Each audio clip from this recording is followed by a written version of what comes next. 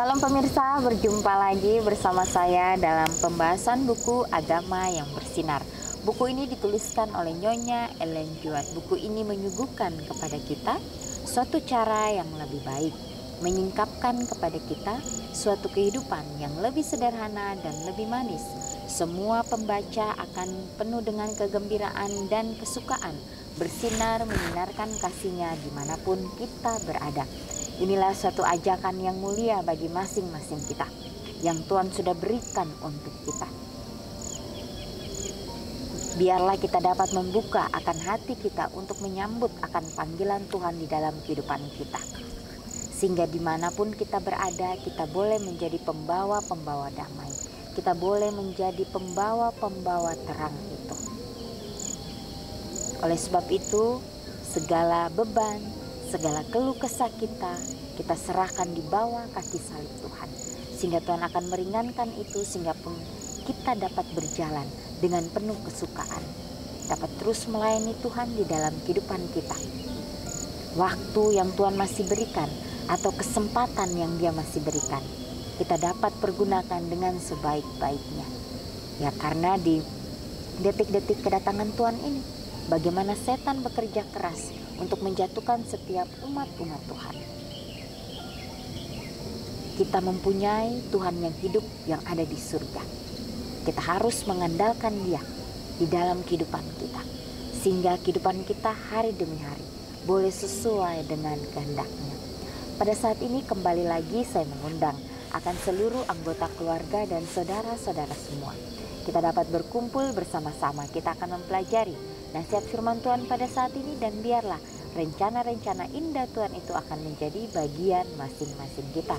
Kita akan masuk ke dalam judulnya, Dia mengaruniakan rohnya atas hambanya. Ayatnya terdapat di dalam Yesaya 42 ayat 1. Lihat, itu hambaku yang kupegang, orang pilihanku yang kepadanya aku berkenan. Aku telah menaruh rohku ke atasnya supaya ia menyatakan hukum kepada bangsa-bangsa. Kepada Yesus yang mengosongkan dirinya untuk keselamatan umat manusia yang sesat, Roh Kudus diberikan tanpa ukuran. Jadi itu akan diberikan kepada setiap pengikut Kristus apabila segenap hati diserahkan untuk ditepatinya. Tuhan kita sendiri telah memberikan perintah, hendaklah kamu penuh dengan roh, dan perintah itu adalah juga suatu janji dari kegenapannya. Itu adalah kesenangan yang baik dari Bapa bahwa di dalam Kristus seluruh kepenuhan Tuhan berkenan diam di dalam Dia, dan kamu telah dipenuhi di dalam Dia. Ditulis di dalam khotbah di atas bukit halaman 31. Ya, jadi kepada Yesus yang mengosongkan dirinya untuk keselamatan umat manusia yang sesat, Roh Kudus diberikan tanpa ukuran. Ya, jadi bagaimana Yesus telah datang ke dunia ini? Ya, Dia telah mengorbankan dirinya ya untuk manusia yang penuh dengan dosa. Yesus harus turun ke dunia ini. Dia 100% manusia, 100% anak Tuhan. Tetapi Dia harus hidup di dunia yang penuh dengan dosa. Dia harus melawan kedagingannya sendiri. Dia harus mempertahankan prinsip-prinsip dari surga. Bagaimana Yesus, Dia selalu mengandalkan akan Bapaknya yang di surga. Dia hidup di tengah-tengah orang yang melakukan dosa, tetapi Dia tidak melakukan dosa itu sendiri. Dia tetap mempertahankan akan kesucian, akan kekudusan dirinya. Itu adalah suatu hal yang begitu susah di dalam kehidupannya, tetapi Dia harus melakukan itu. Ya, Dia tidak mau tercemar, Dia tidak mau membawa dirinya ke dalam pencobaan itu. Ya, banyak tantangan yang Yesus hadapi di dalam kehidupannya. Ya, tetapi kita lihat bahwa apa yang Yesus lakukan, Dia selalu meminta tuntunan daripada Bapaknya, sehingga kehendak Bapaknya lah yang jadi di atas setiap kehidupannya. Hendaklah kamu penuh dengan roh, dan perintah ini adalah juga satu janji dari kegenapannya. Ya, bagaimana Tuhan kita berjanji akan memberikan kita suatu roh itu, supaya kita tidak tergoda, supaya kita tidak terjerumus ke berbagai-bagai dosa. Seluruh kepenuhan Tuhan berkenan diam di dalam Dia, dan kamu telah dipenuhi di dalam Dia. Jadi Tuhan berkenan atas anaknya, yaitu Yesus, dan kamu telah dipenuhi di dalam Dia, dan kita juga telah dipenuhi di dalam Yesus yang sudah memberikan kita teladan yang begitu indah, teladan yang begitu sempurna.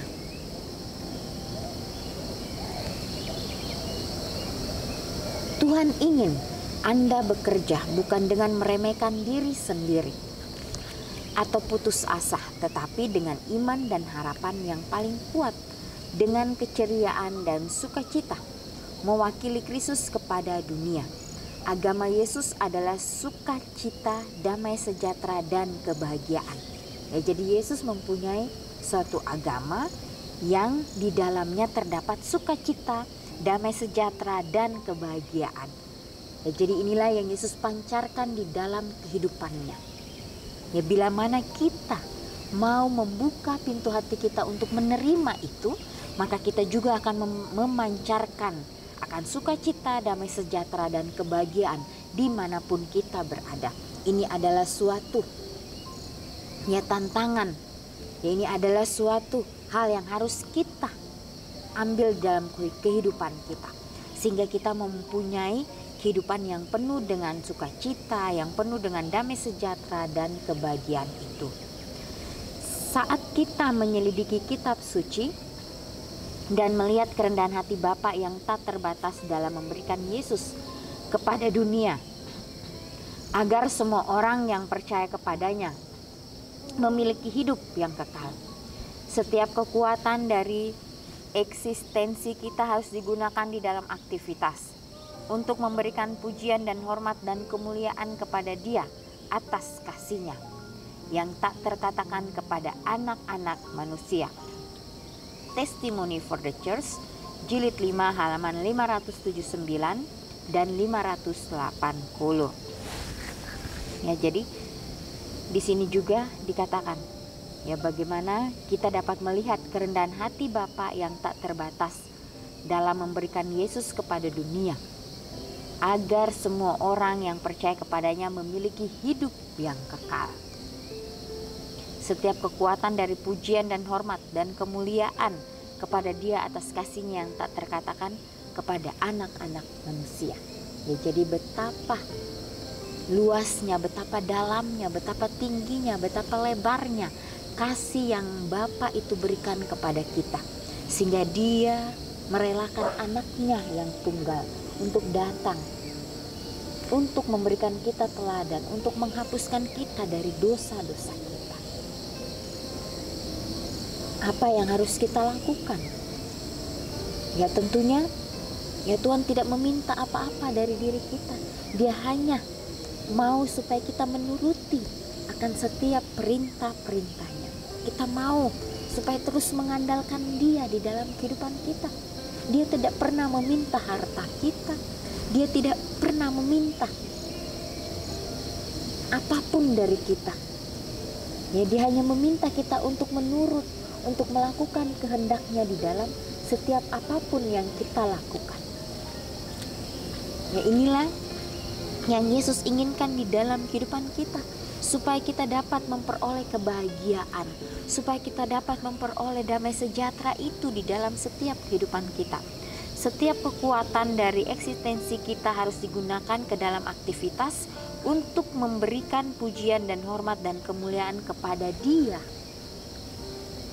Ya, jadi apapun yang kita lakukan, ya, biarlah kita lakukan itu dengan sepenuh hati kita, karena itu hanya untuk kepujian dan kemuliaan nama Tuhan saja. Marilah sekarang kita bekerja seperti yang belum pernah kita lakukan sebelumnya. Kita harus meningkatkan setiap kesempatan untuk menarik jiwa-jiwa kepada Kristus. Pekerjaan yang akan dilakukan oleh umat Tuhan dinyatakan dalam kata-kata inspirasi.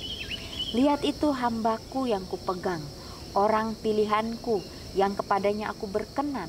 Aku telah menaruh rohku ke atasnya, supaya ia menyatakan hukum kepada bangsa-bangsa.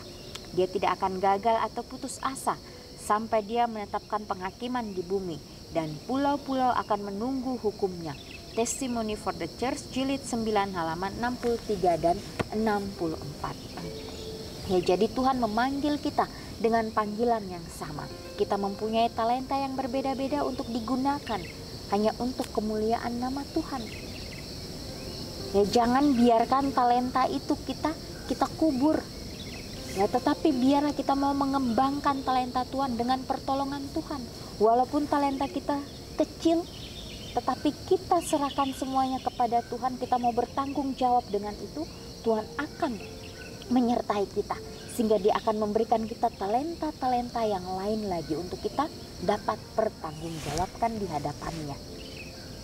Ya, sehingga pada saat Dia datang dan Dia bertanya kepada kita, dan kita dapat menjawab itu, kita sudah bertanggung jawab dengan talenta kita, maka Dia akan mengatakan, sabaslah ya hambaku yang setia, masuklah ke dalam kebahagiaan Tuhanmu.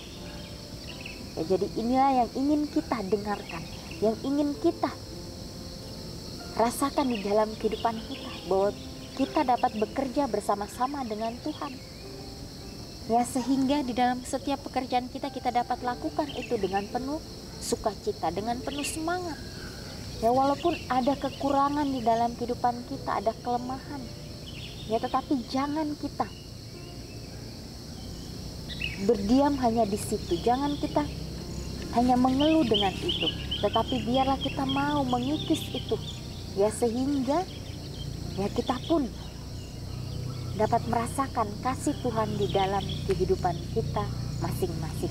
Pekerjaan yang kita lakukan setiap hari mungkin hanya itu saja, atau kita mempunyai pekerjaan hanya menyapu, mengepel, cuci piring, memasak, dan lain sebagainya. Pekerjaan rumah tiap hari kita lakukan itu, tetapi biarlah kita lakukan itu dengan penuh sukacita, karena itulah pekerjaan yang dapat membuat diri kita kuat, yang dapat membuat diri kita bahwa inilah kehidupan yang sebenarnya. Ya, walaupun kita mempunyai pekerjaan yang lain, ya, tetapi bagaimana Tuhan ingin melatih kehidupan kita untuk melakukan dari hal-hal yang terkecil terlebih dahulu, ya, sehingga kita mempunyai suatu kehidupan yang betul-betul matang. Ya, sehingga Tuhan dapat memakai kita. Dia dapat memberikan kita suatu tanggung jawab yang lebih besar lagi kalau kita sudah bertanggung jawab dari hal-hal yang terkecil itu. Ya, jangan pernah kita malu. Ya, jangan pernah kita merendahkan diri kita. Ya, karena Tuhan kita adalah Tuhan yang begitu luar biasa. Dia datang ke dunia ini, ya, Dia juga bekerja. Dia bekerja di bengkel pertukangan kayu ayahnya. Ya, Dia melakukan segala sesuatunya dengan begitu sempurna. Ya, Dia juga membereskan setiap apapun yang ayahnya kerjakan. Ya, Yesus hidup di keluarga Yusuf dan Maria. Kehidupannya sangat-sangat sederhana, karena Dia ingin menjadi teladan, ingin menjadi contoh untuk kita. Ya, walaupun Tuhan memberikan kita suatu kehidupan yang nyaman, biarlah kenyamanan yang Tuhan berikan itu jangan kita manfaatkan untuk kita bermalas-malasan, tetapi biarlah kita mau, ya, bekerja juga. Ya, kita mau melatih akan pikiran kita, akan tenaga kita, tangan kita untuk bekerja dari hal-hal yang terkecil itu. Ya, sehingga kehidupan kita ini boleh menjadi terang, boleh menjadi contoh bagi orang lain. Inilah yang harus kita pahami di dalam kehidupan kita.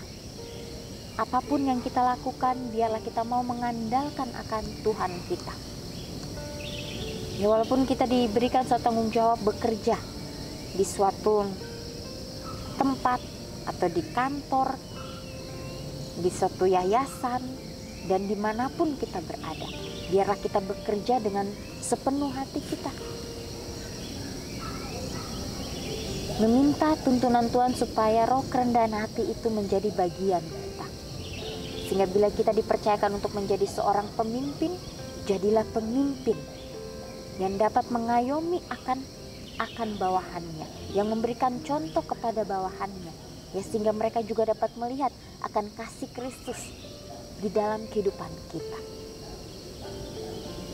Bagaimana pelajaran demi pelajaran yang sudah kita pelajari, atau komitmen demi komitmen yang kita sudah ambil, biarlah kita mau meneguhkan, kita mau memastikan bahwa kita dapat menjalankan itu. Kita dapat mempraktekkan akan karakter Kristus di dalam kehidupan kita setiap harinya, sehingga kita boleh menjadi sinar yang selalu memberikan contoh bagi orang lain. Inilah nasihat firman Tuhan yang bisa saya bawakan, biarlah ini dapat bermanfaat bagi kita, dapat menjadi berkat bagi masing-masing kita. Karena Tuhan kita adalah Tuhan yang hidup, yang sanggup memberikan kita kekuatan untuk terus maju di dalam kehidupan kita hari demi hari. Inilah nasihat firman Tuhan pada saat ini. Kita akan berjumpa lagi di kesempatan yang berikutnya, dan Tuhan memberkati.